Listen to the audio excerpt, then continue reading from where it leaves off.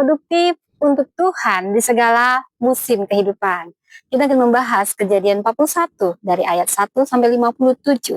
Saudara, Anda sadar atau tidak, Tuhan memanggil kita semua agar kita tetap produktif di segala musim kehidupan, terutama untuk waktunya Tuhan. Saudara, dari sini kita belajar bahwa bukan hanya saat segalanya mudah, tetapi juga saat masa sulit datang, produktivitas sejati itu bicara bukan sekedar sibuk, tapi produktif ini artinya menghasilkan buah yang memuliakan Tuhan di setiap musim. Saudara, mari kita belajar dari Kejadian 41, kisah Yusuf, perjalanan iman Yusuf dari penjara sampai dia ada di istana menjadi orang nomor 1 di Mesir. Setelah menafsirkan mimpi Firaun, Yusuf diangkat menjadi penguasa Mesir.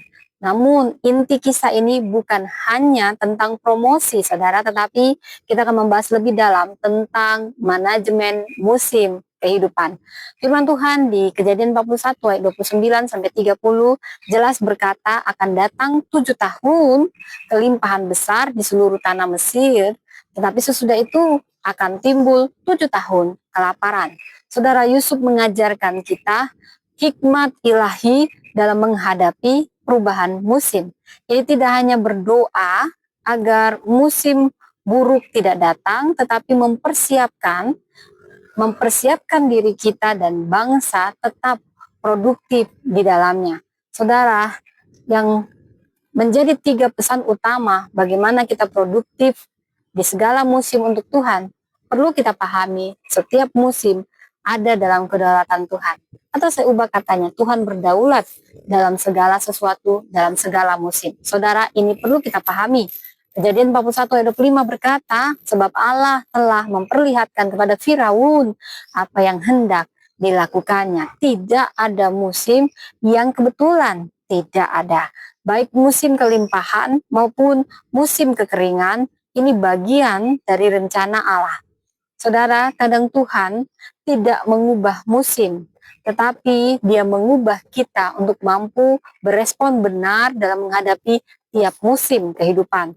Saudara, karena musim kehidupan ini sudah ada tata alam, hukum alamnya, saudara. Yusuf tidak mengeluh dan dia tidak pernah tawar hati dalam penjara.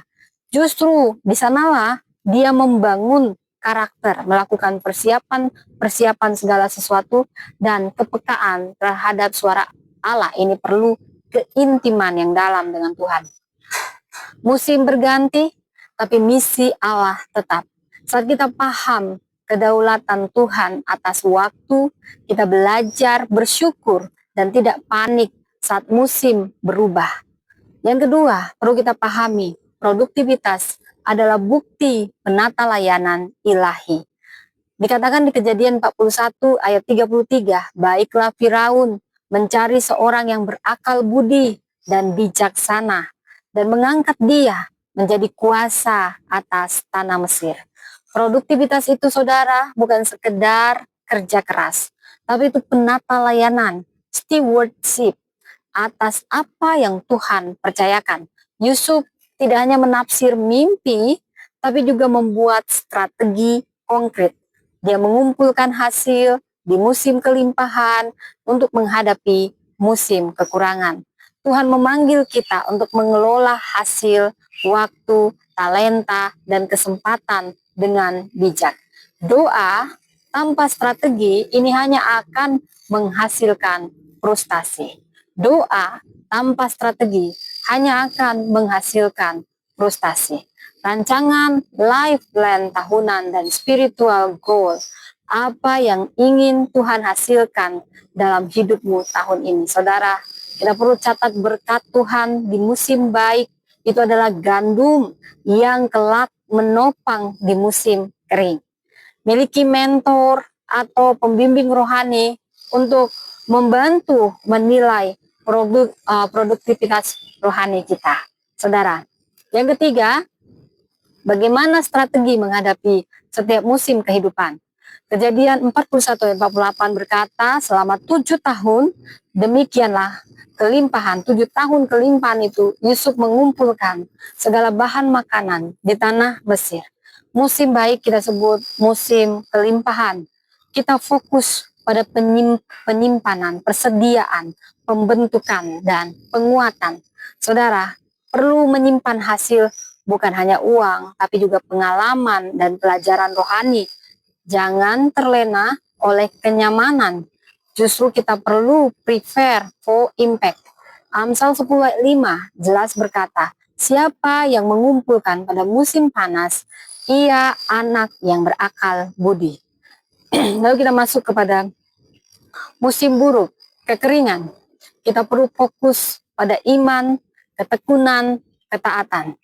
Jangan panik, gunakan apa yang telah dikumpulkan di musim baik. Di musim ini, Tuhan menajamkan fokus dan memurnikan motivasi. Yeremia 17 ayat 7 sampai 8.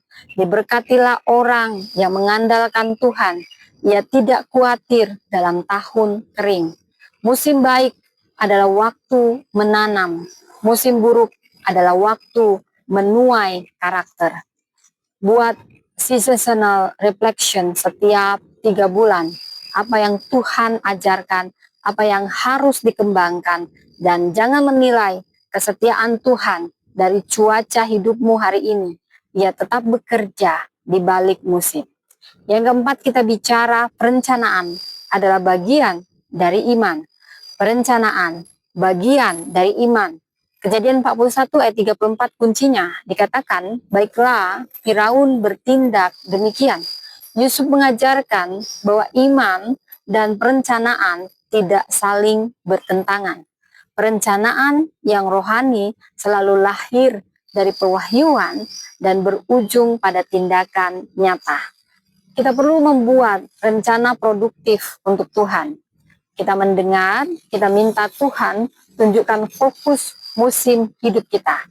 Mazmur 32 ayat 8. Kita perlu tuliskan visi dan target. Habakuk 2 ayat 2. Kita perlu menilai, evaluasi hasil dengan rendah hati. Dan kita perlu menyesuaikan jika Tuhan ubah arah, taat dengan cepat. Dan yang kelima, memberi buah. Saudara, pastikan hasilnya menolong orang lain, seperti Yusuf menolong semua bangsa. Saudara, visi tanpa perencanaan ini hanya akan menjadi mimpi. Visi tanpa perencanaan hanya mimpi, saudara. Dan sebaliknya, perencanaan tanpa doa menjadi beban. Perencanaan tanpa doa hanya beban. Nah, seperti itu, saudara ya. Jadi, kita perlu membuat spiritual produktivitas math. Kita fokus rohani, iman, doa, pelayanan. Kita fokus relasi, keluarga, komunitas. Kita fokus profesional, pekerjaan, pengaruh. Jadikan Tuhan CEO kehidupan kita setiap awal tahun dan akhir musim. Saudara, di Kejadian 41 ayat 54 jelas berkata, selama kelaparan itu terdapat makanan di seluruh negeri Mesir. Yusuf menjadi berkat lintas musim karena ia setia dan produktif, bukan hanya untuk dirinya, tetapi untuk generasi lain.